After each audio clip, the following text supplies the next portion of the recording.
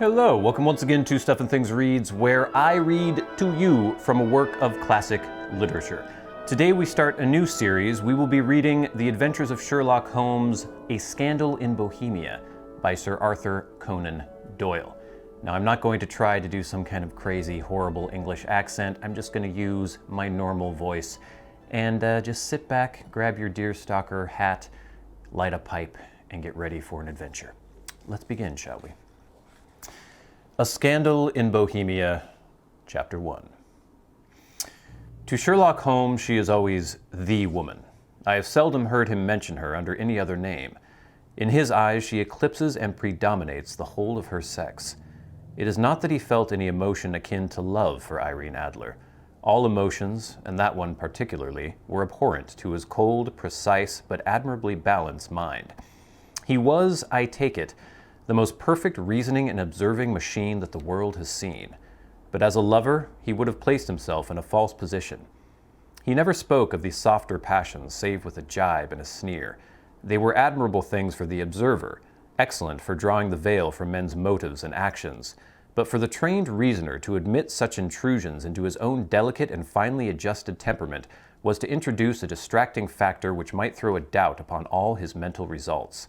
Grit in a sensitive instrument, or a crack in one of his own high-power lenses, would not be more disturbing than a strong emotion in a nature such as his. And yet there was but one woman to him, and that woman was the late Irene Adler, of dubious and questionable memory.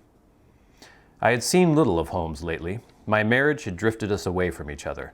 My own complete happiness and the home-centered interests which rose up around the man who first finds himself master of his own establishment were sufficient to absorb all my attention, while Holmes, who loathed every form of society with his whole Bohemian soul, remained in our lodgings in Baker Street, buried among his old books and alternating from week to week between cocaine and ambition, the drowsiness of the drug and the fierce energy of his own keen nature.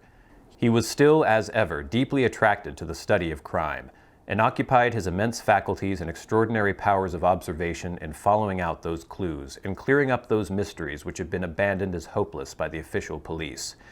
From time to time I heard some vague account of his doings, of his summons to Odessa on the case of the Trepoff murder, of his clearing up of the singular tragedy of the Atkinson brothers at Trincomalee, and finally of the mission which he had accomplished so delicately and successfully for the reigning family of Holland.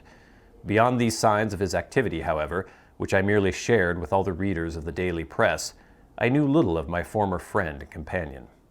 One night, it was on the 20th of March, 1888, I was returning from a journey to a patient, for I had now returned to civil practice, when my way led me through Baker Street. As I passed the well-remembered door, which must always be associated in my mind with my wooing and with the dark incidents of the study in scarlet, I was seized with a keen desire to see Holmes again, and to know how he was employing his extraordinary powers.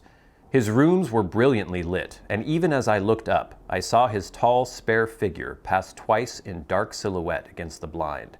He was pacing the room swiftly, eagerly, with his head sunk upon his chest and his hands clasped behind him. To me, who knew his every mood and habit, his attitude and manner told their own story. He was at work again. He had risen out of his drug-created dreams and was hot upon the scent of some new problem. I rang the bell and was shown up to the chamber which had formerly been, in part, my own. His manner was not effusive.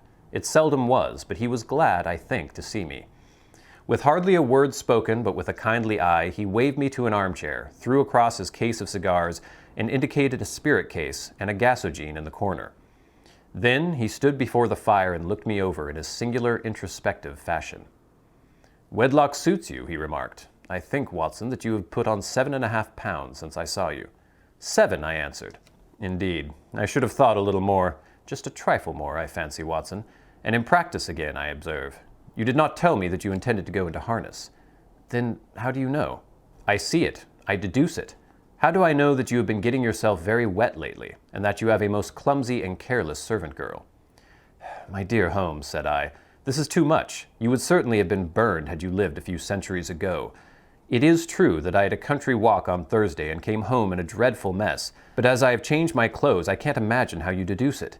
As to Mary Jane, she is incorrigible, and my wife has given her notice, but there, again, I fail to see how you work it out." He chuckled to himself and rubbed his long, nervous hands together. "It is simplicity himself," said he. "My eyes tell me that on the inside of your left shoe, just where the firelight strikes it, the leather is scored by 6 almost parallel cuts. Obviously, they have been caused by someone who has very carelessly scraped around the edges of the sole in order to remove crusted mud from it. Hence, you see, my double deduction that you have been out in vile weather, and that you had a particularly malignant boot-splitting specimen of the London slavey. As to your practice, if a gentleman walks into my room smelling of iodoform with a black mark of nitrate of silver upon his right forefinger and a bulge on the right side of his top hat to show where he has secreted his stethoscope, I must be dull indeed if I do not pronounce him to be an active member of the medical profession." I could not help laughing at the ease with which he had explained his process of deduction. "When I hear you give your reasons," I remarked, "the thing always appears to me to be so ridiculously simple that I could easily do it myself, though at each successive instance of your reasoning I am baffled until you explain your process. And yet I believe that my eyes are as good as yours." "Quite so," he answered, lighting a cigarette and throwing himself down into an armchair. "You see, but you do not observe. The distinction is clear. For example, you have frequently seen the steps which lead up from the hall to this room." "Frequently." "How often?" "Well, some hundreds of times." "Then how many are there?" "How many? I don't know." "Quite so. You have not observed, and yet you have seen. That is just my point. Now, I know that there are 17 steps because I have both seen and observed. By the way, since you are interested in these little problems, and since you are good enough to chronicle 1 or 2 of my trifling experiences, you may be interested in this." He threw over a sheet of thick, pink-tinted notepaper which had been lying open upon the table. "It came by the last post," said he. "Read it aloud." The note was undated and without either signature or address. "There will call upon you tonight at 7:45, it said, "a gentleman who desires to consult you upon a matter of the very deepest moment. Your recent services to one of the royal houses of Europe have shown that you are one who may safely be trusted with matters which are of an importance which can hardly be exaggerated. This account of you we have from all quarters received. Be in your chamber then at that hour, and do not take it amiss if your visitor wear a mask." "This is indeed a mystery," I remarked. "What do you imagine it means?" "I have no data yet. It is a capital mistake to theorize before one has data. Insensibly, one begins to twist facts to suit theories instead of theories to suit facts. But the note itself, what do you deduce from it?" I carefully examined the writing and the paper upon which it was written. "The man who wrote it was presumably well-to-do," I remarked, endeavoring to imitate my companion's process. "Such paper could not be bought under half a crown a packet. It is peculiarly strong and stiff." "Peculiar, that is the very word," said Holmes. "It is not an English paper at all. Hold it up to the light." I did so and saw a large E with a small g, a P, and a large G with a small t woven into the texture of the paper. "What do you make of that?" asked Holmes. "The name of the maker, no doubt, or his monogram, rather." "Not at all. The G with the small t stands for Gesellschaft, which is the German for company. It is a customary contraction like our Co.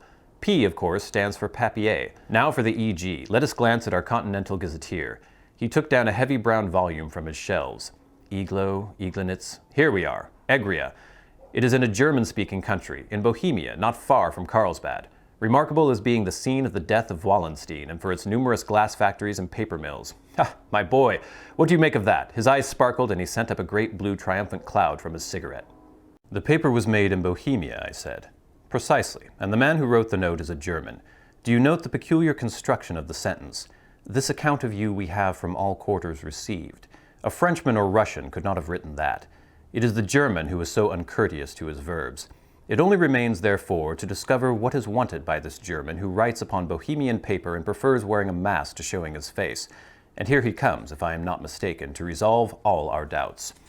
As he spoke, there was a sharp sound of horses' hoofs and grating wheels upon the curb, followed by a sharp pull at the bell. Holmes whistled. "A pair, by the sound," said he. "Yes," he continued, glancing out the window. "A nice little brougham and a pair of beauties, 150 guineas apiece. There's money in this case, Watson, if there's nothing else." "I think that I had better go, Holmes." "Not a bit, Doctor. Stay where you are. I am lost without my Boswell, and this promises to be interesting. It would be a pity to miss it." "But your client?" "Never mind him. I may want your help, and so may he. Here he comes. Sit down in that armchair, Doctor, and give us your best attention." A slow and heavy step, which had been heard upon the stairs and in the passage, paused immediately outside the door. Then there was a loud and authoritative tap. "Come in," said Holmes. And here let's pause for a short break. And we're back, and let's continue.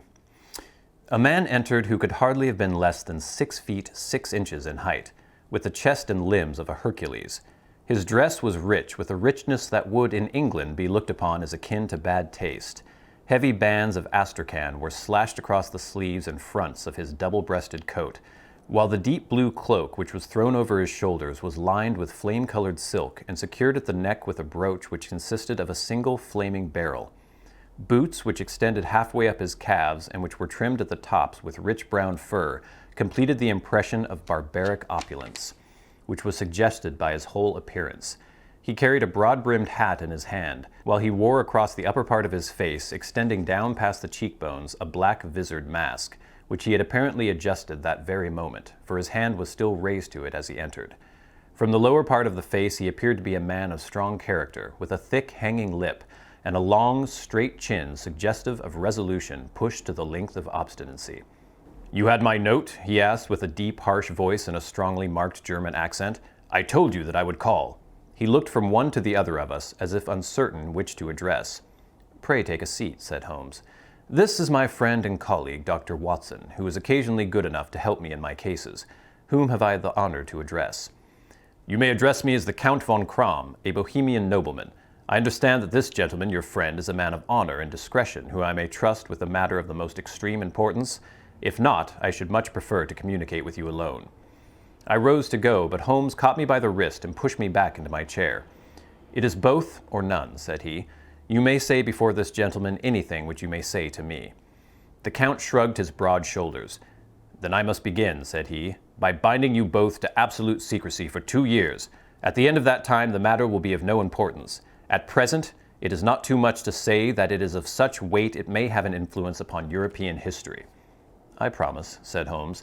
"And I." "You will excuse this mask," continued our strange visitor. "The august person who employs me wishes his agent to be unknown to you, and I may confess at once that the title by which I have just called myself is not exactly my own." "I was aware of it," said Holmes dryly. "The circumstances are of great delicacy, and every precaution has to be taken to quench what might grow to be an immense scandal and seriously compromise one of the reigning families of Europe. To speak plainly, the matter implicates the great house of Ormstein, hereditary kings of Bohemia." "I was also aware of that," murmured Holmes, settling himself down in his armchair and closing his eyes. Our visitor glanced with some apparent surprise at the languid, lounging figure of the man who had been no doubt depicted to him as the most incisive reasoner and most energetic agent in Europe. Holmes slowly reopened his eyes and looked impatiently at his gigantic client. "If your Majesty would condescend to state your case," he remarked, "I should be better able to advise you." The man sprang from his chair and paced up and down the room in uncontrollable agitation.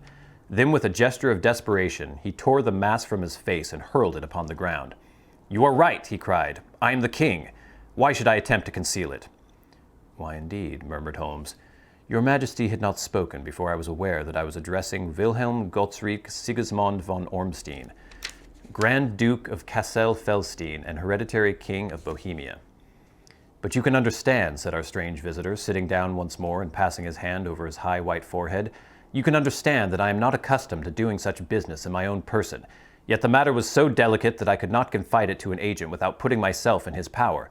I have come incognito from Prague for the purpose of consulting you." "Then pray consult," said Holmes, shutting his eyes once more. "The facts are briefly these. Some 5 years ago, during a lengthy visit to Warsaw, I made the acquaintance of the well-known adventuress Irene Adler. The name is no doubt familiar to you." "Kindly look her up in my index, Doctor," murmured Holmes without opening his eyes. For many years he had adopted a system of docketing all paragraphs concerning men and things, so that it was difficult to name a subject or a person in which he could not at once furnish information.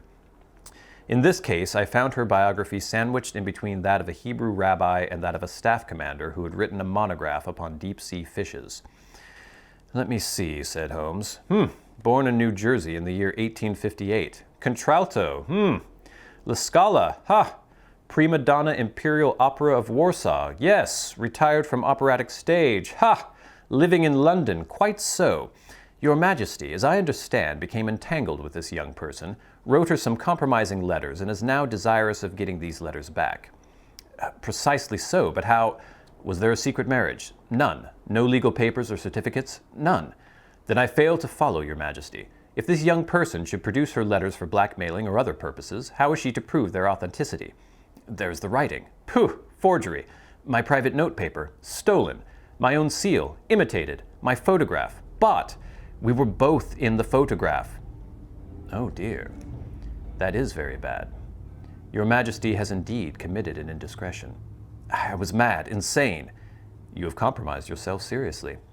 I was only crown prince then. I was young. I am but 30 now. It must be recovered. We have tried and failed. Your Majesty must pay. It must be bought. She will not sell. Stolen then. 5 attempts have been made. Twice, burglars in my pay ransacked her house. Once, we diverted her luggage when she traveled. Twice, she has been waylaid. There has been no result. No sign of it. Absolutely none. Holmes laughed. It is quite a pretty little problem, said he. But a very serious one to me, returned the king reproachfully. Very indeed. And what does she propose to do with the photograph? To ruin me. But how? I'm about to be married, so I have heard, to Clotilde Lothman von Saxe-Meiningen, second daughter of the King of Scandinavia. You may know the strict principles of her family. She is herself the very soul of delicacy. A shadow of a doubt as to my conduct would bring the matter to an end. And Irene Adler? Threatens to send them the photograph. And she will do it. I know that she will do it. You do not know her, but she has a soul of steel. She has the face of the most beautiful of women, and the mind of the most resolute of men. Rather than I should marry another woman, there are no lengths to which she would not go. None. You are sure that she has not sent it yet? I am sure. And why? Because she has said that she would send it on the day when the betrothal was publicly proclaimed. That will be next Monday. Oh, then we have 3 days yet, said Holmes with a yawn. That is very fortunate, as I have 1 or 2 matters of importance to look into just at present. Your Majesty will, of course, stay in London for the present? Certainly. You will find me at the Langham under the name of the Count von Crom. Then I shall drop you a line to let you know how we progress. Pray do so. I shall be all anxiety. Then, as to money, you have carte blanche. Absolutely. I tell you that I would give one of the provinces of my kingdom to have that photograph. And for present expenses. The king took a heavy chamois leather bag from under his cloak and laid it on the table. There are 300 pounds in gold and 700 in notes, he said. Holmes scribbled a receipt upon a sheet of his notebook and handed it to him. And mademoiselle's address, he asked, is Bryony Lodge, Serpentine Avenue, St. John's Wood. Holmes took note of it. One other question, said he. Was the photograph a cabinet? It was. Then good night, Your Majesty, and I trust that we shall soon have some good news for you. And good night, Watson, he added, as the wheels of the Royal Brougham rolled down the street. If you will be good enough to call tomorrow afternoon at 3 o'clock, I should like to chat this little matter over with you. That was Chapter 1 of A Scandal in Bohemia by Sir Arthur Conan Doyle. Join us next week, where we will continue with Chapter 2. Until next time, until we meet again, I've been a good friend Bradley, you've been the audience. This has been Stuff and Things Reads. I'll see you later.